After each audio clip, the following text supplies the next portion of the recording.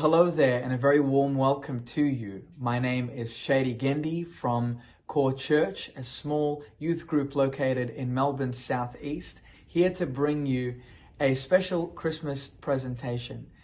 We hope that as you reflect on the few moments that are to come, that it would be encouraging to you, that it would be a time of deep and peaceful reflection for you, and that it would be a great blessing to you. We wish you a Merry Christmas and a very Happy New Year from the bottom of our hearts, and we hope that you enjoy this following presentation. God bless you.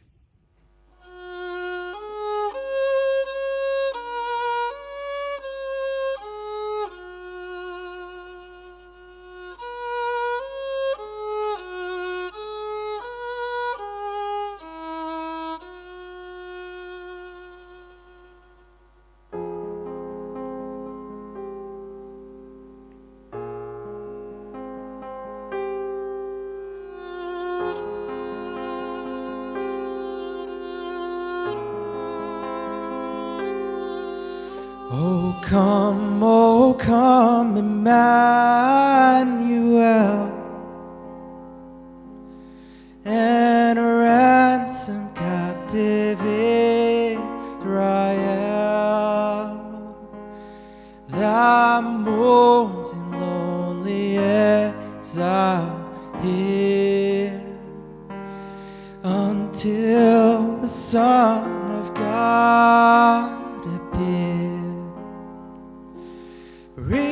Rejoice, rejoice, Emmanuel shall come to thee, O Israel. Rejoice, rejoice, Emmanuel shall come to thee, O Israel. Come, O ye faithful, joyful and triumphant. O come ye to Bethlehem.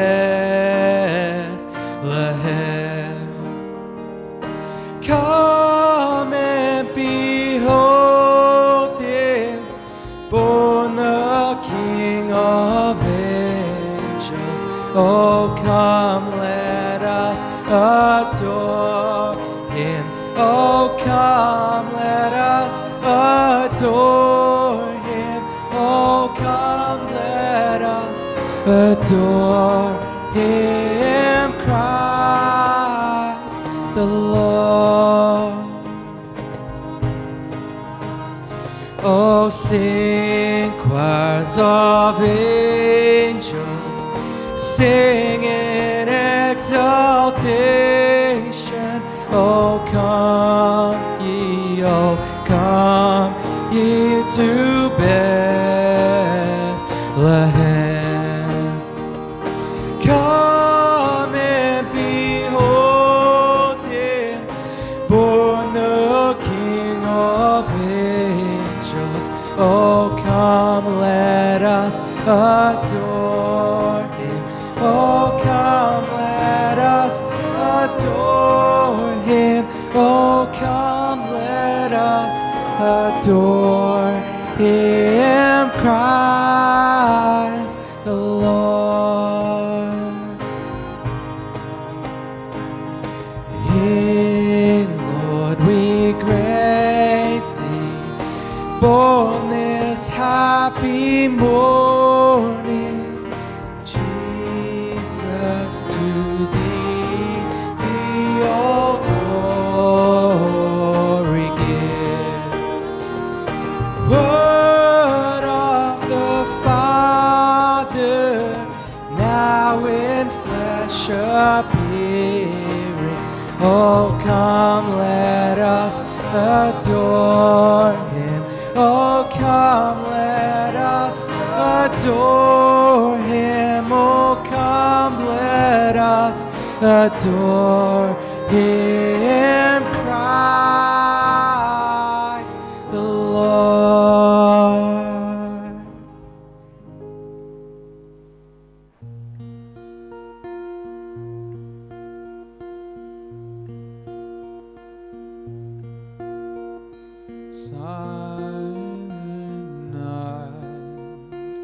holy night. All is calm, all is bright, round yon virgin mother and child. Holy infant, so tender and mild, sleep in heavenly peace. Sleep in heavenly peace.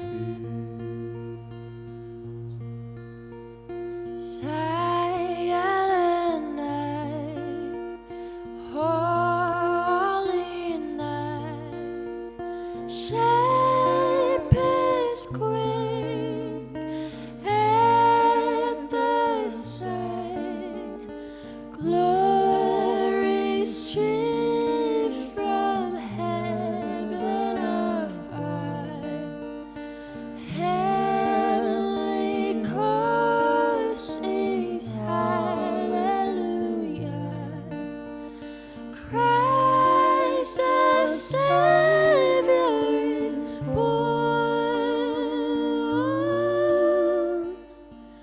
Christ the Savior is born. Silent night, holy night, Son of God, love's pure light, radiant beams from thy holy face, with adorned daily grace. Jesus, Lord, and thy birth.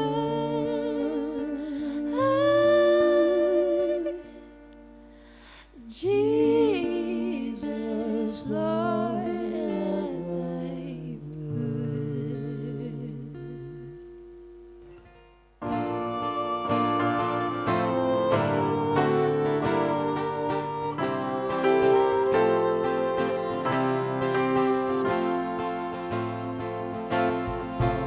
The herald angels sing, glory to the newborn King.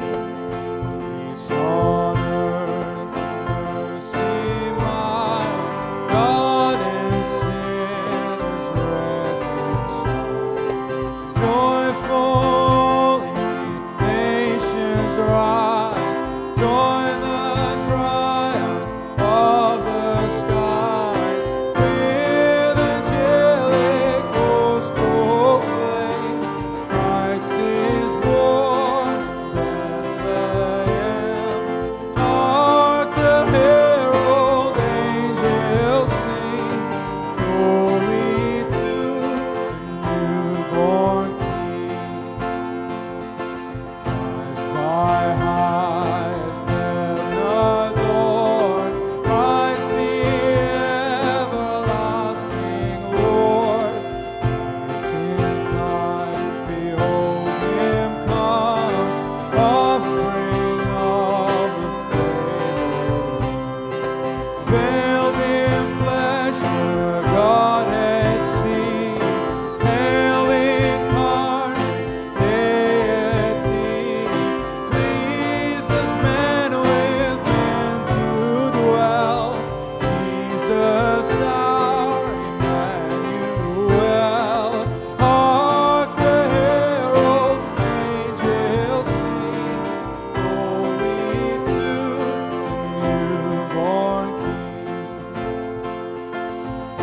The heavenly Prince of Peace, hail the Son of Righteousness.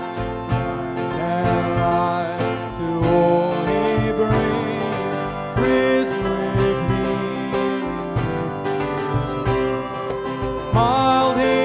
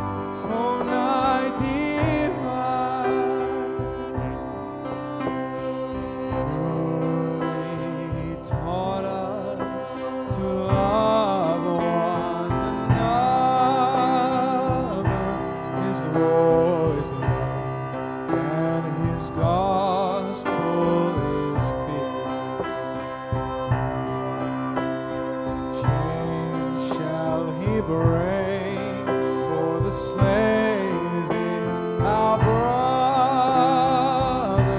and in his name all oppression shall cease. Sweet hymns of joy in grateful chorus raise we, let all that's within us praise his holy name. Fall on your knees, oh, hear the angel voices on high, divine, holy night, when Christ was born. Oh, night divine.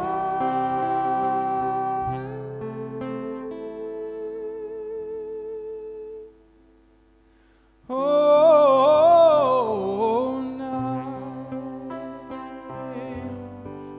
night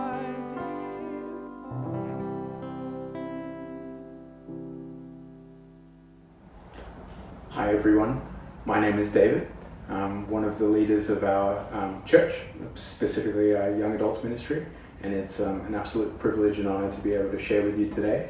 And we hope that you're enjoying the Christmas presentation that we've presented for you so far. I look at this Christmas and I think to myself, what is it going to look like? This is a year of many firsts. A year where a lot of things have happened that we probably would have never have imagined. It's hard to imagine what Christmas will look like. Traveling overseas, not going to go ahead. Traveling interstate, probably not encouraged and probably won't look like the previous years. Carols, probably not by candlelight. Santa, maybe he's not even going to leave the North Pole this year. It's hard to say. Maybe he'll socially distance. But it's a year of firsts on many levels, and from a personal point of view, it's going to be our first Christmas with our baby girl. We're just brand new parents and she's 7 months old, so that's exciting for us, but it is a very strange year, and it will be a very strange Christmas. And Christmas at the best of times can be a very difficult period for a lot of people. It can bring up a lot of painful memories, and it can bring up a lot of the loneliness that we might feel, make it fresh. So as we enter this difficult Christmas, I've been thinking a lot about what I would share with you today, and particularly how do I talk about a God who's seemingly good in a perspective, in this kind of landscape, in this kind of perspective. And the more I think about it, the more I realize that this Christmas and the first Christmas is actually very, very important for us to remember. And the first Christmas is a testament of God's goodness. We're all very familiar with the Christmas story. We've just sung about a bunch of carols that essentially recite the Christmas story in a bunch of different perspectives. But we all know about the Virgin Mary being told by Gabriel that she's going to have a baby. This baby would be God, and this baby would be the Messiah and the King, and he would save his people. We all know about the shepherds in the field who the angels come to see them and say, hey, the King, the Messiah is born, and they rush off and worship him. We all know about the wise men. Maybe there weren't 3 of them, but we all know about the wise men traveling a long, long distance to meet this prophesied king that they have heard about, and following that star to meet him, to find him. We all know these stories, and we all know the Christmas story very well, and I kind of think that's a bit of a shame, because it desensitizes us from the power of the Christmas story. I think that if you really look at this story, it's very, very counterintuitive. It's very, very odd. And in many ways it's very outrageous. Have you ever wondered if you were having a baby that was the king, why would you first tell a bunch of shepherds to go meet him? If you're God and your son is about to be born, why are the very first guests going to be a bunch of random shepherds? Surely Caesar maybe could have been told about it. Maybe one of the religious leaders, the high up religious leaders, could have been told about it. Maybe the king of the day or whatever. And have you ever wondered about the wise men? Why are some random foreigners from a faraway land, we don't even know where they're from, why are they the ones following this star to meet this Messiah king? Meanwhile, the natives, the ones who know the prophecies, the ones who have been anticipating this Messiah king for thousands of years, none of them are interested. None of them have noticed the star, or none of them care to try to figure out what's going on. Even when they meet the wise men, they don't care enough to follow them along the journey to see where it all ends up. Have you ever wondered about Mary? Mary's probably the most confusing out of the whole story. She, by all accounts and by all kind of estimations, she's a teenage girl living in some backwater hick town called Nazareth, with no future, no prospects, engaged to this guy called Joseph who's a carpenter, and she's told that, hey, you're going to have the Son of God, you're going to have the Messiah, you're going to give birth to him, and we know you're not married yet. God says, I know you're not married yet, and you're a virgin, but good luck explaining this to everyone else. That definitely put her in an awkward position. This is a culture where having a baby out of wedlock is not just scandalous, it could get you killed, it could get you stoned to death. And not only that, but she's got to go on this epic journey adventure, 144 kilometers, the distance between Nazareth and Bethlehem. 144 kilometers she had to travel with Joseph in her third trimester, and then not have a place to stay and have to stay in a barn, and that's where she gives birth. That's where she's got to take care of her newborn baby without any family around other than her husband, and with absolutely no comforts of home. It's outrageous. This story is crazy. If you were God, why would you do it this way? Why would you allow everything to go down this way? And I think this story is intentionally outrageous. This story is intentionally scandalous. This story is intentionally trying to get our attention. I think that's the very first reason why God did it this way. He's trying to capture our attention. He's trying to get us to ask the question, why? He's trying to get us to lean a little bit closer to try to understand him, understand what he's trying to do. Because you can't have a relationship if you're not trying to get to know the person, if you're not asking questions, if you're not interested in the person. I think God's trying to get us a bit interested. But I think the second reason why the first Christmas is the way that it was is because God is trying to realign our focus and our perspective. He's trying to show us that what we think is important probably is not that important. That shepherds are just as important as kings, as Caesars, as religious leaders. In fact, more so. They are the ones first invited to go meet this Messiah King.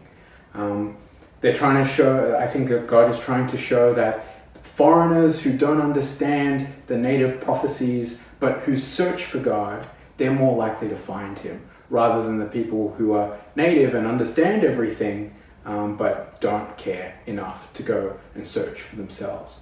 And I think that God is trying to show that it doesn't matter how young you are or how underprivileged you are, that if you have a character such as Mary, willing to follow through to the bitter end, and to go through scandal and shame and hardship and difficulty, and still look to God with a reverence and with an obedience, that is what's important to God, and not the fact that she was a little teenage girl from the backwater town of Nazareth.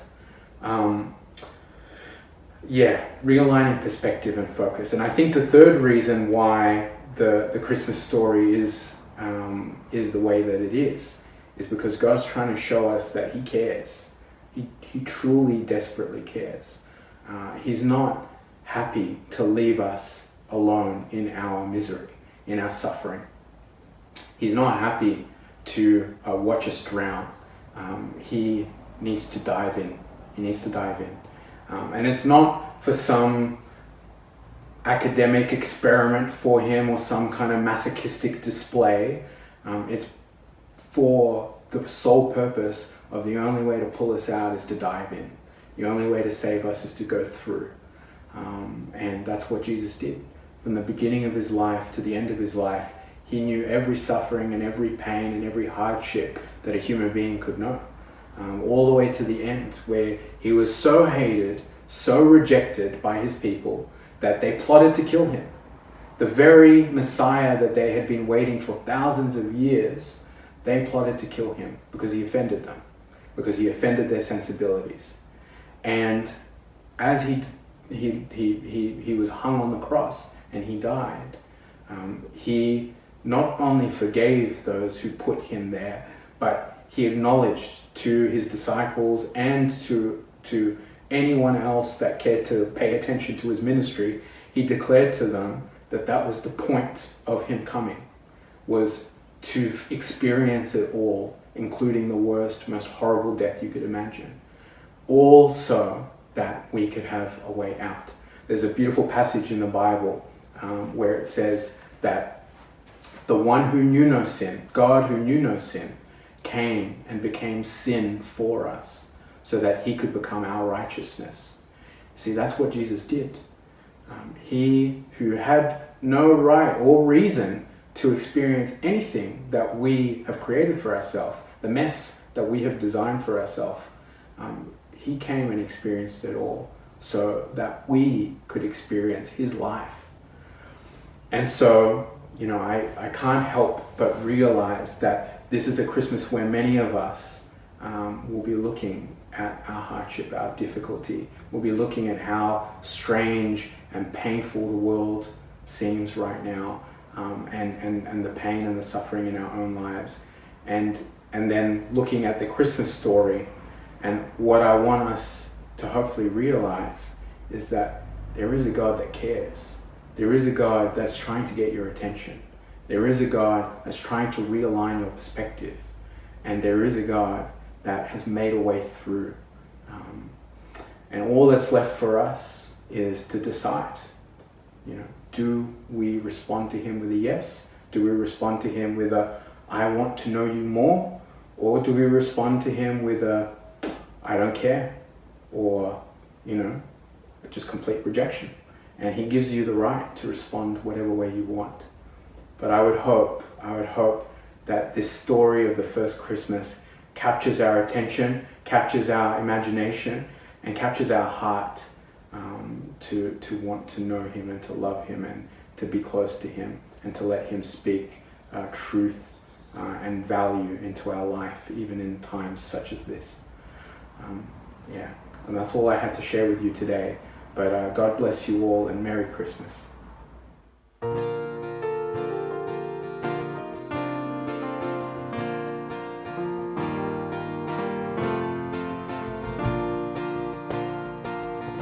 Joy to